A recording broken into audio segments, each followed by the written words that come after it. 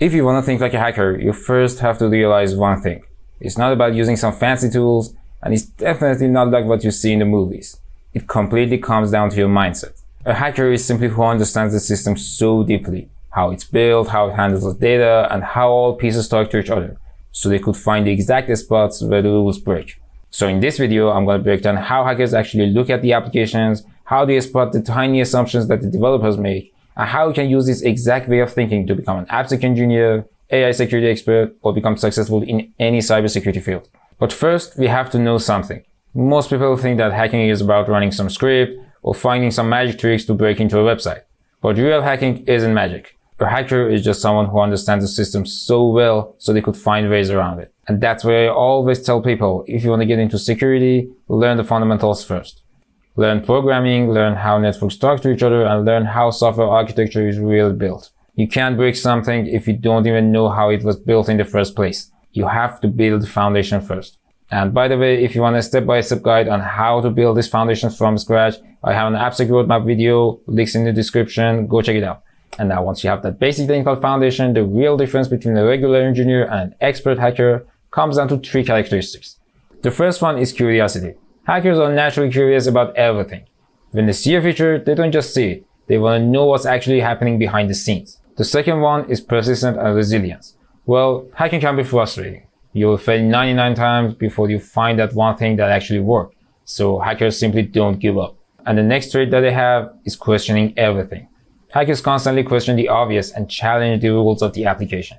They don't just simply trust what the rules say it is. And in the end, they don't just accept how a system is supposed to work.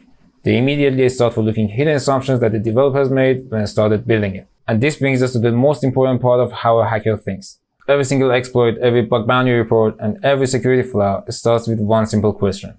What assumptions is being made here? Well, developers are busy people. They have deadlines, product managers asking for new features, and code to push. So to build things fast, developers have to make assumptions. And this is exactly where hackers attack. For example, in web applications, the developer assumes that if a front-end button is hidden or grayed out, the user won't modify the HTTP request and send it anyway. Or for example, in the API, the developer assumes that because the user's ID is, for example, 1, they won't try to change that parameter to maybe 3 to see other users' profile.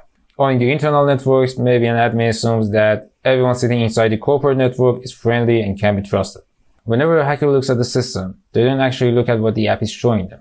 They look at these assumptions and constantly ask, what if? What if I change this number? What if I send a negative quantity in the checkout cart? Or what if I repeat this request 10 times? So they actively look for constraints and limits. And instead of following them, they brainstorm ways to bypass it. It's all about finding those loopholes that the developer's assumptions can be violated. And this mindset leads directly to a specific way of looking at features.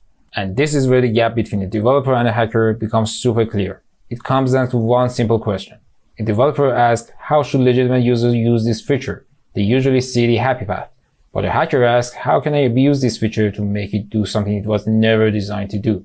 Developers build features to solve problems, but a hacker looks at the same exact features and tries to turn them into weapons. For example, think about the standard file upload feature. A developer builds it so the users could upload some nice profile pictures.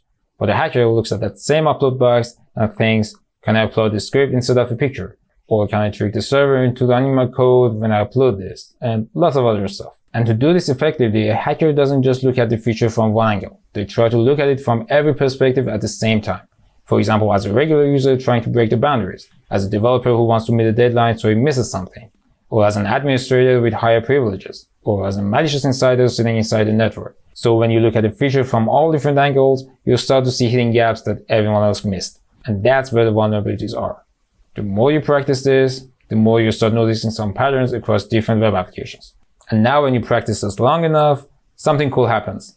You start developing something what I call a hacker eye. This is where pattern recognition comes in. You look at a new feature and your brain instantly maps it to an attack pattern without you even having to think about it. You see a password reset flow and you automatically think of account takeover tricks. Or you see a search bar, you automatically think of injection attacks. And another huge part of pattern recognition is what I call developer mistake rule. Well, developers are human and they tend to have coding habits. If you find a mistake in one part of the application, for example, a missing access control check in the profile page, there's a high chance that they have made that same exact mistake across 5 other endpoints in that same application. And why? because maybe they have copy-pasted their own code, or maybe they didn't just think about access control at all. When you find a bug, it tells you about how the developers think and how you can actually find other bugs that relate to that too. And to really master this, you have to practice a lot. And also, you have to upgrade your mindset from endpoint hunting to system thinking. Well, beginner hackers get stuck looking at single endpoints in isolation, but real hackers look at the system as a whole. They look at how the web server talks to the database, how microservices communicate with each other, and how third-party APIs fit into the puzzle. And of course, sometimes you might really have to focus on one endpoint to actually find that vulnerability. But the main point here is to not forget about looking at the system as a whole. And often, the big vulnerabilities aren't in individual pieces in isolation. They're in gaps and discrepancy between different components of the system. Now, having this hacker intuition is actually awesome. But if you want to turn it into a real AppSec career, you have to find a way to make it systematic. You have to take that chaotic hacker brain and make it into a system. In security terms, we call this threat modeling and having a methodology. Instead of just clicking around and hoping to find a bug, threat modeling gives you a structured way to ask what could go wrong here. And a methodology gives you a checklist and a method to actually test those parts.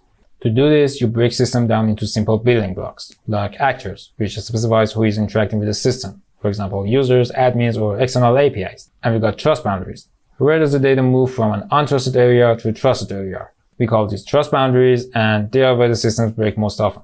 And now once you map out what the system is actually trying to protect, you check it against the core security principles: confidentiality, integrity, and availability.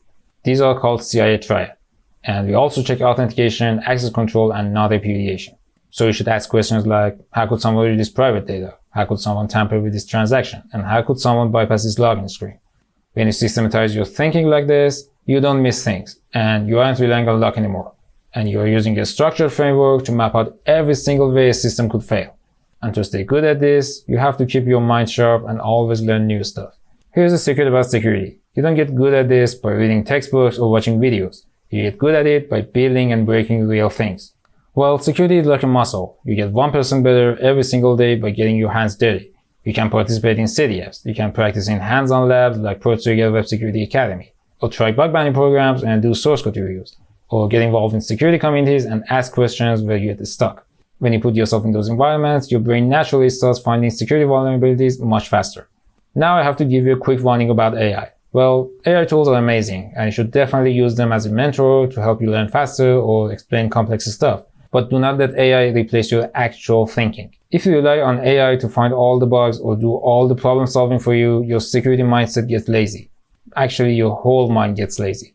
And if you don't know how to think critically, AI won't save you. But if you have the right mindset, AI becomes a massive boost for your skills. And now, here's the biggest question of all. How do you take that offensive hacker mindset and turn it into a real career in positions like AppSec?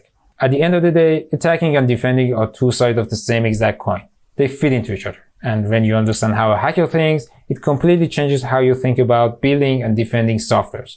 That's why having offensive experiences, whether that's pen testing, bug bounties, or practical labs, make you a 10 times better AppSec engineer. As an AppSec engineer, your job isn't to just find the bugs and report to the developers. Your job is to know your entire ecosystem inside and out, understand the exact ways your system might get breached or abused, or design defenses that actually work without slowing down the development team. That's why I love this field so much, and honestly, why I'm able to be good at what I do. Having experience as both a pen tester who breaks things and a developer who builds them gave me a complete picture. And you get to think like an attacker so you can design architecture that can survive the real world. So let's wrap up. Tools, programming languages, and security frameworks will always change, but your mindset is what stays forever. You can always gain technical knowledge on the job, but you have to actively build and practice this hacker mindset. And remember, in security, your mindset is your actual superpower. Once you truly understand how attackers think, you gain the ability to design architectures that stay secure in real-world environments. And the main goal of this channel is to help you build a mindset so you can become a great application security engineer, DevSecOps specialist, or an AI security expert. And I'm here to give you the exact roadmaps and tutorials to get you there.